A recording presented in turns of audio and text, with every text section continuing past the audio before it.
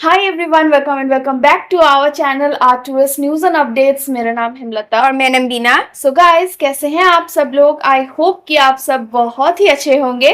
तो आज हम लोग जिस पर रिएक्ट करने वाले हैं वो है स्टडी IQIS के वीडियो पर, which is military take over in Bangladesh, Sheikh Hasina comes to India for safety, bad news for India.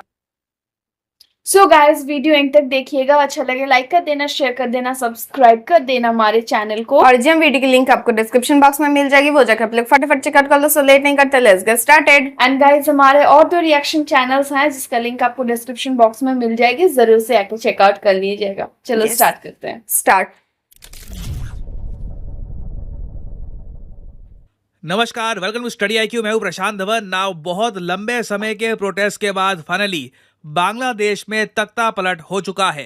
As of now Bangladesh की मिलिट्री ने ओवरटेक कर लिया है बांग्लादेश की सरकार को। जी हाँ, बांग्लादेश में इनकी जो प्रधानमंत्री थी शेख हसीना, इन्होंने आर्मी के प्रेशर के अंडर, आर्मी ने लिटरली शेख हसीना को यह कहा 45 मिनट का आपको टाइम दे रहे हैं, रिजाइन करो and get out of the country. Sheikh Hasina ने प्रेशर के अंडर यही किया, इन्होंने रिजाइन कर दिया कंट्री से और ही आज के समय ये सेफ्टी के लिए इंडिया आ चुकी है। हेलीकॉप्टर से इनको सेफली इंडिया लाया गया है और उसके बाद ये देखा गया कि बांग्लादेश के जो आर्मी चीफ है, इन्होंने पूरे देश को संबोधित किया और ये कहा I am in charge now. Bangladesh की आर्मी अब संभाल रही है यहाँ पे सिचुएशन, और इन्होंने लोगों को ये कहा कि बहुत ही जल्द एक इंटरिम सरकार बना दी जाएगी, but for the time being वकीर उस जमान ये है the most powerful man in Bangladesh. Sheikh Hasina को बिल्कुल पावर से हटा दिया गया है और अगेन ये बहुत ज़रा शॉकिंग है इंडिया के लिए। शेख हसीना एक बहुत ही फ्रेंडली लीडर थी फॉर इंडिया। बांग्लादेश इंडिया के जो फ्रेंडली रिलेशंस हैं उनमें आप कह सकते हैं शेख हसीना का क्रिटिकल रोल था।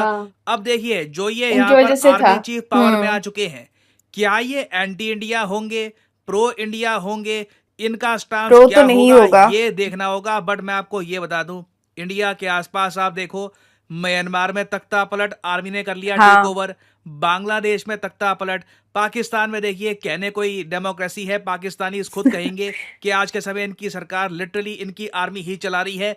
इंडिया में कैसे भी करके डेमोक्रेसी आज भी परसवेयर कर रही है। और मुझे पता है कि यहाँ पे आप में से कई लोगों का एक क्वेश्चन ये आएगा कि मगर बांग्लादेश में ये सब हो कैसे गया, सडनली आर्मी ने टेक ओवर क्यों कर लिया, इसका रीजन क्या है? सब कुछ मैं आपको समझाता हूं फ्रॉम द बिगिनिंग। देखो, हम लोग समझेंगे कि 2024 में शुरुआत से लेकर अभी तक, अब जो अगस्त का महीना चल रहा है, क्या क्या इवेंट हुए हैं, इससे आप काफी हद तक समझ पाएंगे कि यहाँ पर एक्चुअली हुआ क्या है। पहले तो देखो, बांग्लादेश में हुए चुनाव जनवरी 2024 में चुनावों का रिजल्ट आया और शेख हसीना चौथी बार बन गई बांग्लादेश की प्रधानमंत्री। नाउ जैसे ही इलेक्शन बांग्लादेश में हुए कंक्लूड, यूएसए की तरफ से स्टेटमेंट आनी स्टार्ट हो गई कि बांग्लादेश के इलेक्शंस में हुई है धांधली। यूएसए ने यह बात ओपनली बोली, सब में इंटरफेयर करनी है। इसी बात को लेकर बांग्लादेश में कई जो पॉलिटिकल पार्टीज थी और लोग थे, इन्होंने प्रोटेस्ट करना स्टार्ट कर दिया, मगर यह प्रोटेस्ट बहुत ही ज्यादा छोटे लेवल पे था। उसके बाद हमने ये देखा कि शेख हसीना ने एक हिंट ये दिया कि एक बड़े वेस्टर्न कंट्री ने इन पे दबाव डाला कि बांग्लादेश में हमको एक मिलिट्री बेस दे दो, अगर तुम नहीं दोगे तो बांग्लादेश और म्यांमार का हिस्सा तोड़ के एक नया देश बना दिया जाएगा। और आपको याद होगा, मैंने स्टडी IQ पर इस टॉपिक से रिलेटेड 2 महीने पहले, एक्चुअली 2-3 महीने पहले एक वीडियो भी करी थी अपलोड कि USA will make a new country near India, Bangladesh PM shocking statement. क्योंकि बांग्लादेश की पीएम की जो स्टेटमेंट थी उसमें साफ लग रहा था कि ये यूएस की तरफ संकेत कर रही हैं कि यूएस ने बांग्लादेश की प्रधानमंत्री पे दबाव डाला कि हमको एक मिलिट्री बेस बनाने की परमिशन दे दो, नहीं तो आपको हम दिक्कत में डाल देंगे। ना इस वीडियो में मैंने आपको बता दिया था कि बांग्लादेश की प्रधानमंत्री ने एक बड़ा जोखिम उठाया है यूएसए का हिंट भी देकर। देखो, पाकिस्तान में इमरान खान ने यूएसए पर खूब आरोप लगाए, जो इमरान खान के साथ हुआ है आप सबने देखा है। शेख हसीना ने बस एक हिंट दिया, बाकी वर्ल्ड मीडिया अपने आप समझ गया कि यूएस की यहाँ पर बात की जा रही है।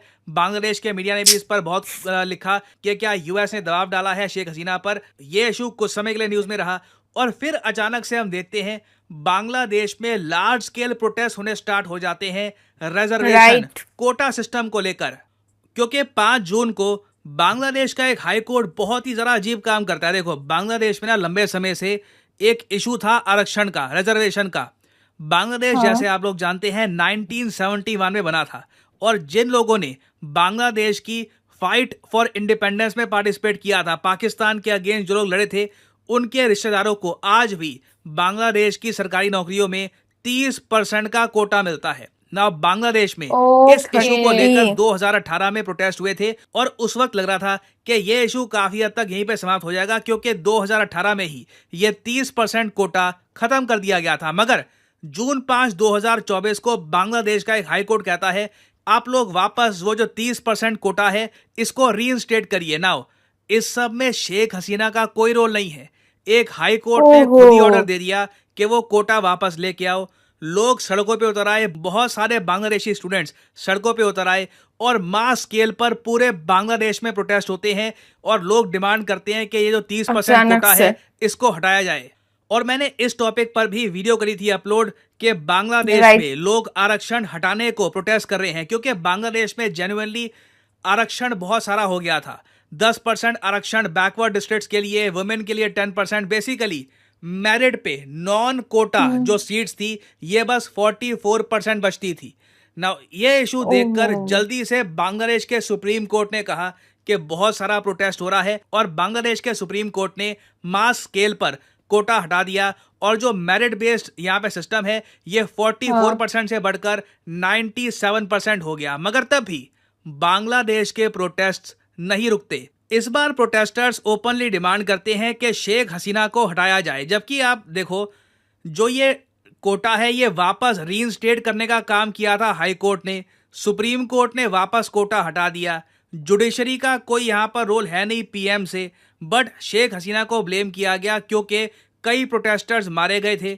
और इवेंचुअली देखो यहाँ पे मैं यही कहूँगा, बांग्लादेश में प्रोटेस्ट तो हो रहे थे, बट कहीं ना कहीं कई रिपोर्ट्स ये भी पब्लिश हुई कि ये सब प्रोटेस्ट कोई फॉरेन पावर फंड भी कर रही है। अचानक से शेख हसीना को हर तरफ से डिक्टेटर ये बुलाना स्टार्ट कर दिया। और आज भी हम देख रहे हैं, जब मैं वीडियो रिकॉर्ड कर रहा हूं, बांग्लादेश में जो ये तख्ता पलट हुआ है ना, उसके बाद बांग्लादेश की पीएम के जो पिता थे शेख मुजीबुर रहमान, जिनके अंडर बांग्लादेश को आजादी मिली थी, उनके पुतले तोड़े जा रहे हैं। अब यहाँ पर यह बात समझ नहीं आ रही कि शेख मुजीबुर रहमान, जिनकी वजह से पाकिस्तान से टूट के बना था बांग्लादेश, उनके पुतले क्यों तोड़े जाएंगे? उनके पुतलों का कोटा से क्या रिलेशन है? और उसके अलावा हमने ये भी देखा कि बांग्लादेश की पीएम का जो घर है वहां पर बहुत सारे जो प्रोटेस्टर्स हैं ये अंदर चले जाते हैं इस तरीके से। अब यहाँ पे आप देख पाओगे शेख हसीना, मैं कहूंगा जान बचाकर भागी हैं। ये सारे प्रोटेस्टर्स इस वक्त प्राइम मिनिस्टर और बांग्लादेश के जो रेजिडेंट्स हैं वहां पे पहुंच चुके हैं। कुछ भी यहाँ पे हो सकता था। तो जिस तरीके से चीजें हुई हैं, दिस इज वेरी स्ट्रेंज। और ये एक और वीडियो आप देख पाओगे, ये लोग शेख हसीना के ऑफिस में हैं। यहाँ पर ओपनली शेख हसीना जहाँ पर बैठती थी, जो टेबल था, डॉक्यूमेंट्स वगैरह, यहाँ पे जो प्रोटेस्टर्स हैं ये घुस चुके हैं। तो जिस तरीके से चीज़ें हुई है बांग्लादेश में, यहाँ पे क्वेश्चन यही बनता है कि क्या ये जेन्युइन बस प्रोटेस्ट ही था, या फिर कोई एक फॉरेन पावर ने एक बड़ी जियोपॉलिटिकल गेम खेल दी है? क्योंकि आप अगर पाकिस्तान और यूएसए के पर्सपेक्टिव से देखो तो शेख मुजीबुर रहमान को दोनों देश कभी भी पसंद नहीं करते थे, क्योंकि आपको समझना होगा शेख मुजीबुर रहमान की वजह से ही बांग्लादेश पाकिस्तान से अलग हुआ था। ऑब्वियसली इंडियन आर्मी का वहां पे क्रिटिकल रोल था, मगर मेन जो इंटरनल स्ट्रगल जो शुरू करी थी बांग्लादेश की इंडिपेंडेंस की, वो शेख मुजीबुर रहमान ने ही करी थी। और इसलिए यूएस ने, पाकिस्तान ने कभी ऑब्वियसली इनको रिस्पेक्ट दी नहीं। तो जो ये प्रोटेस्टर्स हैं, जो ये शेख मुजीबुर रहमान का जो स्टैचू है इसको डैमेज कर रहे हैं, अब क्वेश्चन यहाँ पर यही आता है कि इनके स्टैचू का कोटा से क्या रिलेशन है, यहाँ पर हो क्या रहा है? और एक लार्जर क्वेश्चन तो देखिए तभी आंसर होगा जब पता लगेगा कि बांग्लादेश की मिलिट्री की पोजीशन क्या है ग्लोबल अफेयर्स को लेकर, इंडिया के साथ रिलेशंस को लेकर, यूएस के साथ रिलेशंस को लेकर। क्या जेन्युइनली आने वाले कुछ सालों में यूएस को एक मिलिट्री बेस मिल जाएगा बांग्लादेश में? क्या पाकिस्तान का इन्फ्लुएंस अब बांग्लादेश में बढ़ जाएगा? ये देखना होगा। What happens this remains to be seen, but अभी के लिए जो हुआ है बहुत चिंताजनक है, and India is rightly concerned. और फाइनली यहाँ पर मैं ये ऐड कर दूं कि स्टडी IQ पहली बार स्टूडेंट्स के लिए लेके आया है अर्जुन बैच। एक यूनिक बैच है। देखिए महाभारत में अर्जुन से बहुत तोड़ फोड़ करके रख दिया है पूरा। एग्जैक्टली से आप जाके वहां पे जो प्राइम मिनिस्टर के घर में जाके जो अपना काम किए, उसमें तो कोई बोलने का नहीं है, सभी को सभी देखे हैं क्या है, कितना हाँ। गंदा काम किया है वहां पे जाके, कि मतलब कुछ बोलना नहीं है, छोड़ो। मुझे सबसे बुरा लगा कहाँ पे पता है, जब वो मुजीबुर रहमान के, स्टैचू पे चढ़ के उसको तोड़फोड़ कर रहे थे। हाँ, एटलीस्ट उनको तो सम्मान देना चाहिए ना, वहाँ उनको रेस्पेक्ट मैंने देना चाहिए, क्योंकि उस उन्हीं के वजह से ही हाँ, आपको जो प्रॉब्लम है बांग्लादेश में, जो पर्सनल प्रॉब्लम है, लेकिन उनके वजह से तो आप लोगों को ये फ्रीडम मिला, है ना। उनके वजह से ही आपको बांग्लादेश मिला। अगर पाकिस्तान यहाँ पे घुस गए, फिर से आपको सेम चीज भुगतना पड़ेगा। एग्जैक्टली, जो पहले हुआ था लोगों को, सेम प्रॉब्लम आपको फिर से वही फेस करना पड़ेगा। अब प्रॉब्लम हो जाता है इसमें क्या, इंडिया का। उस टाइम पे भी इंडिया में बहुत सारे बांग्लादेशीज आ गए थे, बंगाल में, नॉर्थ ईस्ट में बैठ गए हैं। हम लोग उस टाइम पे एडजस्ट कर लिए, है ना। इस टाइम हम लोग हैंडल नहीं कर पाएंगे, क्योंकि हमारे इंडिया के पॉपुलेशन बहुत है ना। फिर से अगर कुछ उन लोग, हाँ, तो वो ठीक है, वो लेके आ रहे हैं, हिंदू पॉपुलेशन है वो ठीक लेके आ रहे हैं। उसके साथ अगर कुछ भी प्रॉब्लम हुआ नियर फ्यूचर में उन लोगों का, कि कुछ भी प्रॉब्लम हुआ, फिर से वो लोग जबरदस्ती घुसने लगे, और रिफ्यूजीज तो लेना पड़ेगा ही नियर कंट्री को, कि नेबर कंट्री जो है उन लोगों को तो रिफ्यूजीज एक्सेप्ट करना पड़ेगा ही। लेकिन प्रॉब्लम हम लोग को फेस करना पड़ता है, ऑलरेडी हमारे कंट्री में बहुत प्रॉब्लम है। एग्जैक्टली, बहुत ही प्रॉब्लम है, हम लोग ही बहुत सारे प्रॉब्लम लेके बैठे हैं, बहुत सारे अनवांटेड पीपल है यहाँ पे। सो फिर भी अगर वहां फिर से लेना पड़ेगा, वो तो मतलब फिर हम लोग कहाँ पे जाए, है ना। बाद में ये बात आएगी कि हम लोग फिर से कहाँ पे जाए। तो बॉर्डर सिक्योरिटी टाइट होना चाहिए। आई होप गवर्नमेंट करेंगे ही, है ना। गवर्नमेंट तो अपना काम कर ही रहे हैं। और उसके बाद बांग्लादेश की बांग्लादेश की आई डोंट थिंक, जो यहाँ पे बताएगा ना कि इंडिया के फ्रेंड होंगे, फॉर्म में रहेंगे, आई डोंट थिंक वो होने वाला है। बिकॉज ये उनकी ऑपोजिट पार्टी भी जो है वो भी इंडिया के फॉर्म में नहीं है। उनके मिलिट्री जो है वो आई एम प्रिटी श्योर कि वो लोग भी मतलब किसी के बोलने से ही वो भी पपेट की तरह ही काम करेंगे। एग्जैक्टली, क्योंकि वही तो होते आए हैं हुए हैं ना। सो देखते हैं क्या होता है। और यहाँ पे जो पहले से ही शेख हसीना जी ने जो पहले से ही हिंट देते आए हैं कि हम दी है, बिग कंट्री फोर्स कर रहे हैं उनको, ऑब्वियसली।